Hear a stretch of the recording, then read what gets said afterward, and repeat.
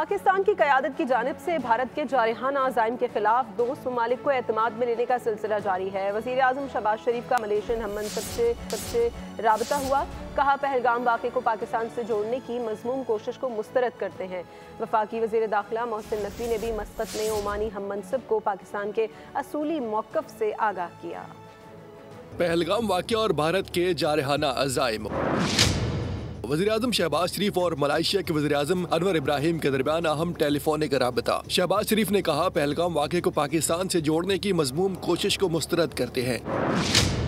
उन्होंने पहलगाम वाक़े की गैर जानिबदाराना शफाफ आलमी तहक़ीक़ात में ताउन की पेशकश का इआदा किया। वफाकी वज़ीर दाखिला मोहसिन नकवी ने भी मस्कत में अमानी हम मनसब सैयद हमूद बिन फैसल से मुलाकात की। मोहसिन नकवी ने कहा, ब्लेम गेम से खित्ते में कशीदगी में इजाफा हो रहा है। पाकिस्तान का मौक़िफ़ बहुत वाज़ेह है। जंग मुसल्लत की गई तो भरपूर जवाब देंगे। पाकिस्तान पुरअमन मुल्क है। हम खित्ते में पायदार अमन के ख्वाह हैं। मुलाकात में दो तरफ़ा ताउन को फ़रोग़ देने और राबतों को मज़ीद बेहतर बनाने का भी फैसला किया गया।